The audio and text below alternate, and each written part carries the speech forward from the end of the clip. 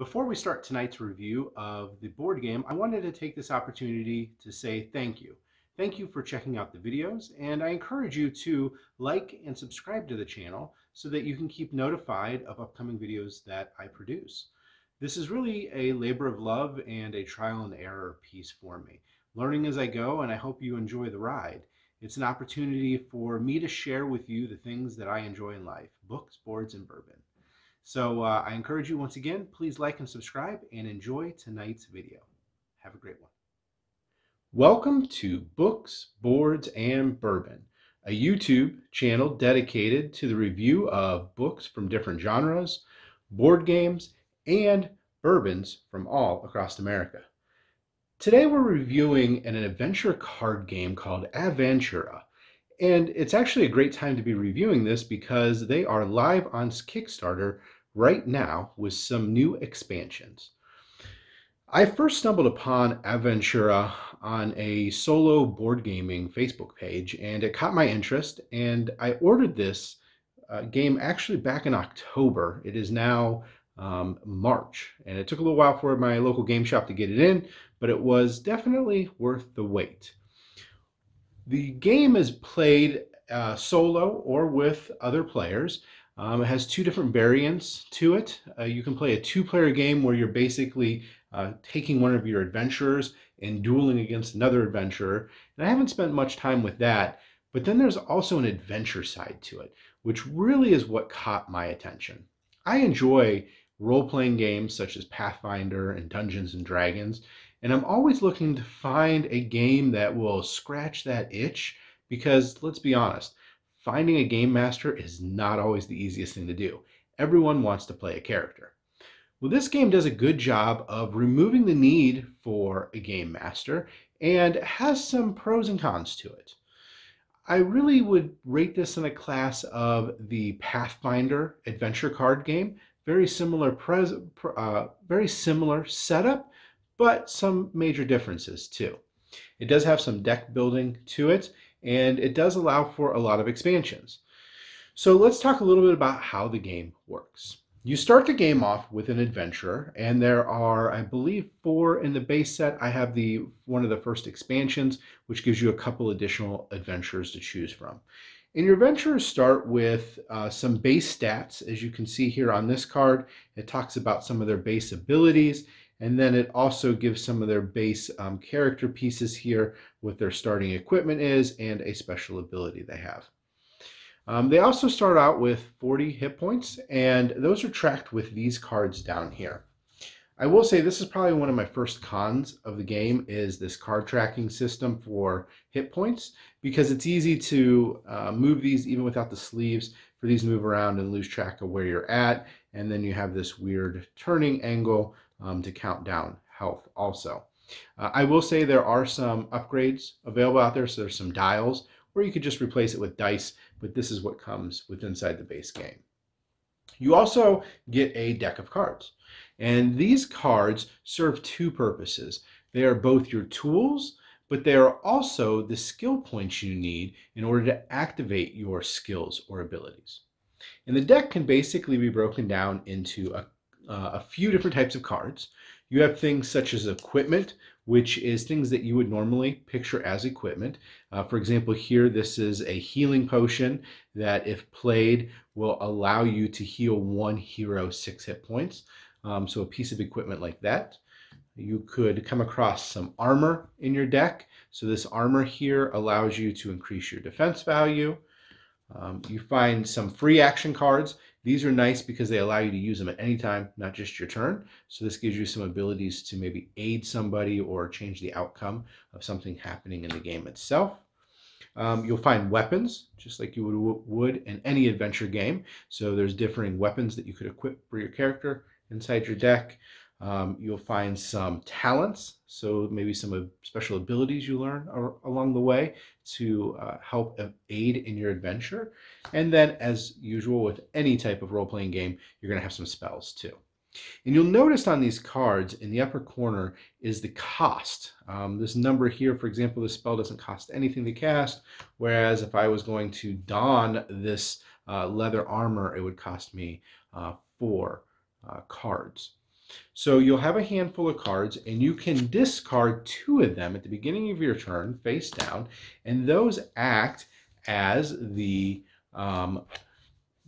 points to activate your cards. So for example, if I really wanted to play this talent, it would cost me 2 cards.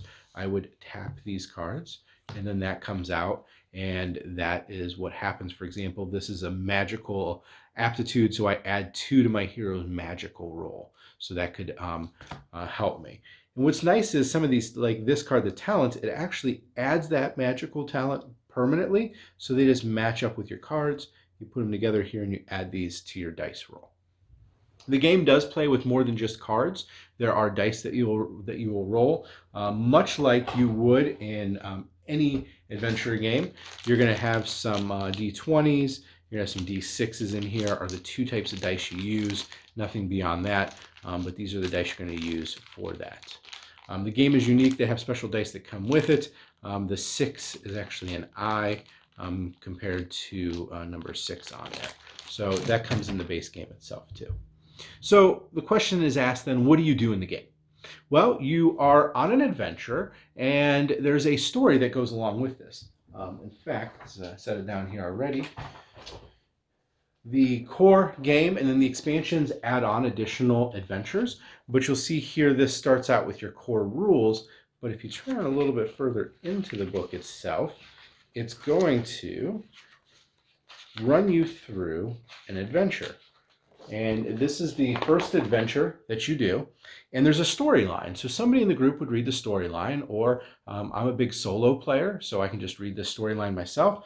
And then it brings you to a decision point where you actually have to roll to see what's going to happen to your character. And the ability to pass these are what's based on the secondary card of your character. And you have to roll a certain number. You can either critically succeed, fail, or critically failure. And then it tells you what happens in those instances. And then the story continues on, and there's some more checks to a point at which you will actually encounter some type of combatant, usually a leader, some bad guy that you need to take out for whatever reason that happens in the storyline. And that character is going to go down here on this playmat, and then that character is going to bring in minions, as I like to call them, little sidekicks that may appear, or different conditions could appear through card draws every round. And that is going to cycle through until you meet what the success of the mission is. And in every story, it's going to tell you what is considered a success and a failure. Based upon that, it will have effects on your continued adventures. There are single short adventures, such as this first one here, and the base game comes with an actual, it's called Legacy of the Wildstein, and it's a multi-act adventure, so you can play one act, pack your stuff up, and come back and play another act and continue on. They do a good job here also of creating a cheat sheet on the back. As you can see, it is a very simple setup of the game, and then round sequence is really broken down into 5 pieces.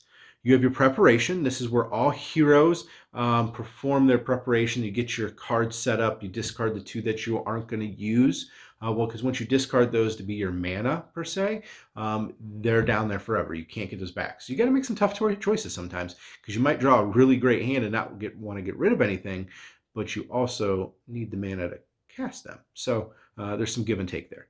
And then you alternate hero turns in a clockwise order, and this is where you're going to engage with the minion. And then the opponent, the person, the bad guy, will have his turn, and then you'll have time effects, because most of these scenarios will have different amount of time, and at different time check-ins, there's a clock that counts down with tokens. Once so many tokens are missing, something else happens. So you're trying to not only beat the boss, but you're racing against the clock also. And the time is actually what allows you to adjust the difficulty of the game. So depending on if you want a very easy game or extremely hard game, there's 4 time cards that come with that, with each scenario, that will allow you to change that. So what's my review of this? I think this is a really fun game. For a solo player, I definitely think it's a good investment in the base game and a couple expansions. We have not played this in a group setting yet. I think it could be fun. It's going to be more of a relaxed gameplay. I know a few of my gaming friends at the local gaming shop do enjoy Pathfinder, living card game, and we've played that a few times together, and it's been enjoyable. This is a little more simplified, but I also think it's got a good twist to it with the storylines are better. So while there's more deck customization in Pathfinder, this I think has a better storyline to it, which is good for initial play. I'm not sure about replayability in the long run. What about Kickstarter? Because I mentioned that Adventura has come out with a recent Kickstarter. I think it's a great opportunity for somebody who has not dabbled in the system yet to get the base game and a few expansions. But my disappointment in the Kickstarter is the price tag. Base game is what you would expect to see it at. The expansions are there. But when you start adding up all the expansions and the add-ons that they've created for this system, you're looking at investing hundreds of dollars into Adventura. And I don't know if that would be the best place to spend all your money. I think that it's a great game. I think the base set would be really good and maybe 2 expansions. And then I would invest the rest of my money into another game because really it's the same thing. The storyline changes, but the gameplay is very similar. To me, I like to have a plethora of different games to try. I have very short attention span, so I like to change it up often. So that's just my recommendation. I think the designer of the game itself has done an excellent job with the storyline. The component quality is good. I wouldn't say it's the best I've ever seen, but it's definitely better than most games. I still sleeve everything because I just want to protect my investment and have the game around for the long haul. I will say the other critical piece about this, and I find this not just with Adventura, this with a lot of card games. In fact, I've been recently playing Aeon's End, if you can see it back here in the corner, and this is one of my complaints with them too, is card storage. This box is what you see. There's really no good divider in the center of this, so you just have a bunch of loose cards floating around or cards in a Ziploc baggie. So storage of the cards and keeping them organized is really difficult. And if this is something that you pull out and you play for a short time, and then you're going to put it away, play some other games, and bring this out a month or 2 later, or you want to be able to take it to your local game shop or down the road to your buddy's house, things are going to get mixed up pretty quickly unless you put them in baggies of some sort or find a custom insert. So I've always been a big proponent. One of the big sales points for me on a game is a good storage system, finding a way to keep the materials together.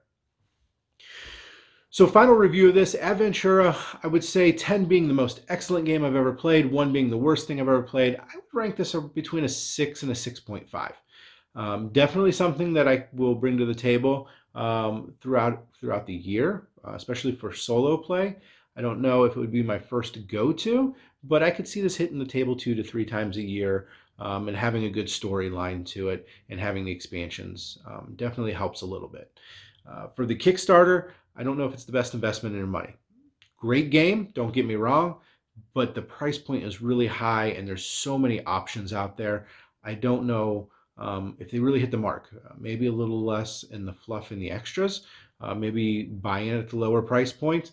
But I'm also a completionist, so it drives me crazy knowing that I didn't get to get some of those specialty pieces out there. So I hope you enjoyed this review of Aventura, the adventure card game.